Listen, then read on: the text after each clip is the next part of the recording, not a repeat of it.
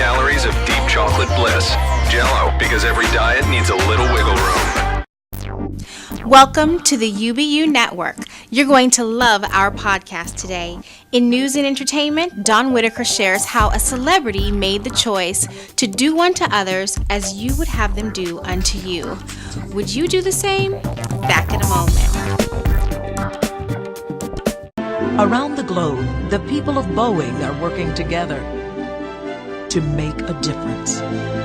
That's why we're here.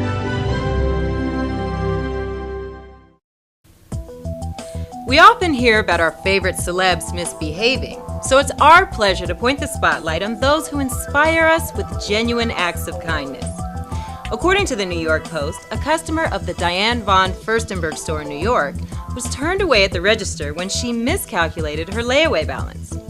The witness said a young lady shopping at the store had a $900 dress on hold that she thought was only $500. Fortunately for the disappointed shopper, Mary J. Blige was shopping in the same store and heard the whole exchange. Blige stepped up and offered to pay the difference. Initially, the young lady declined, but eventually accepted Mary J's generosity. Nice example, Mary. We're all closely watching the price of oil. Today's tech tip will help you save at the pump, even if the price per gallon continues to climb. You may not think of your car as technology, but it's really the most expensive piece of technology you own. I've got plenty of great tips in the show notes to keep your transportation machine performing well and saving gas. Until next time, I'm Don Whitaker. Dr. James Kyle talks about the elusive search for answers. Don't go away. We'll be right back.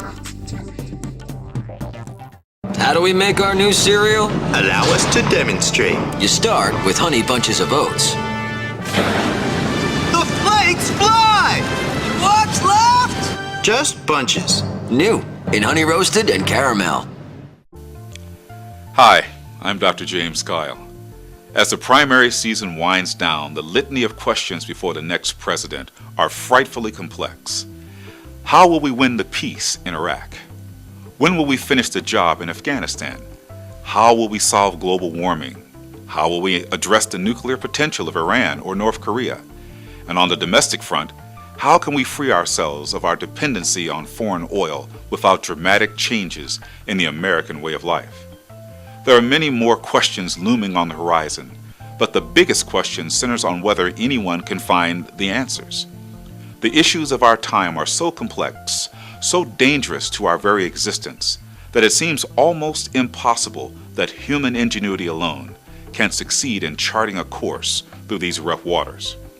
How do we close the economic divide that separates the nation's richest 1% of the population from the poorest 80%?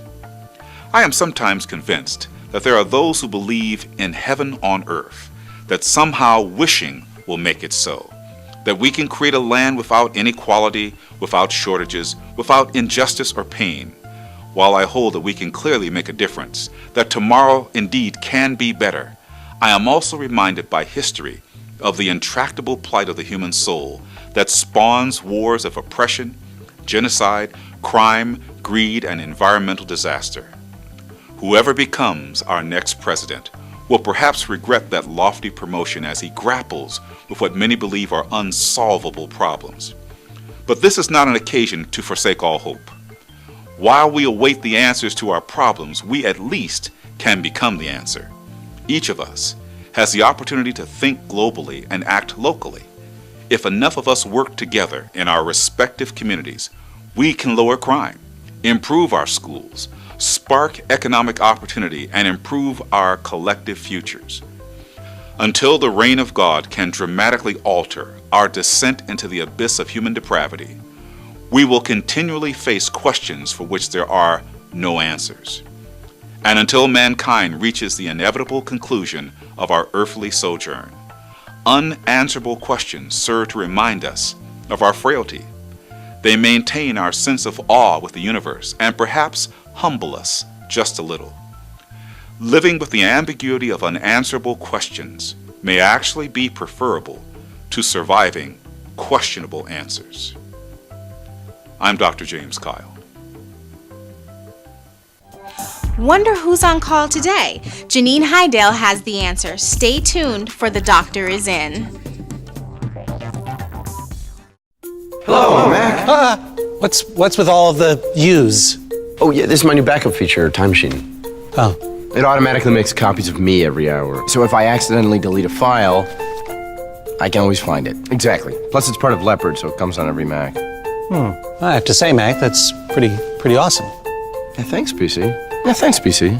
Oh, thanks, PC. Thanks, PC. Yeah, thanks, PC. Okay, yeah, thanks, you're PC. welcome, all of you. You don't have to go down the whole line.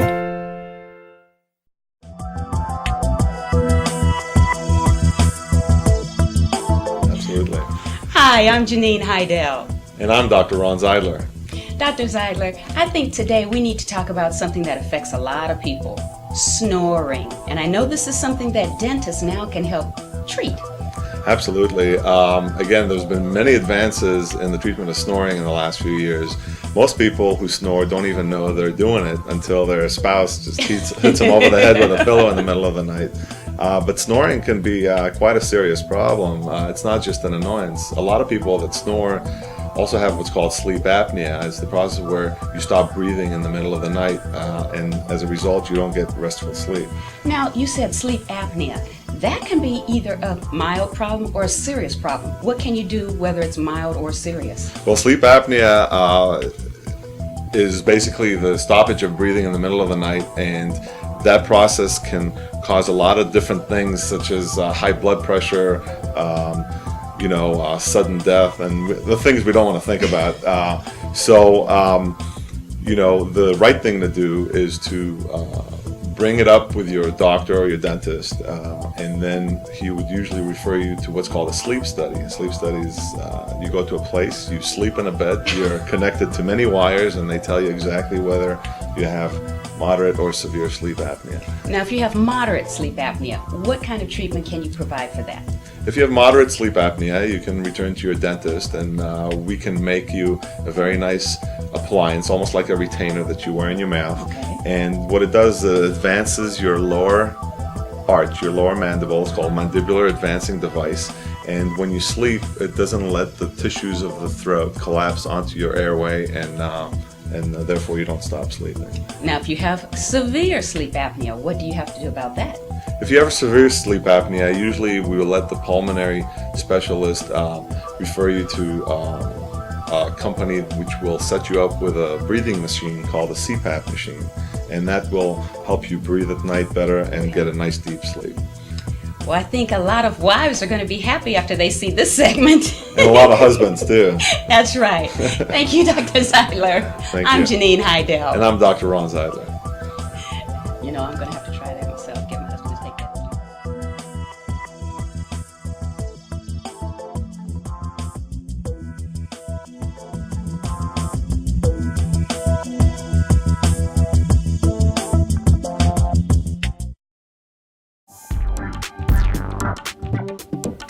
We hope you've enjoyed our podcast as much as we've enjoyed bringing it to you.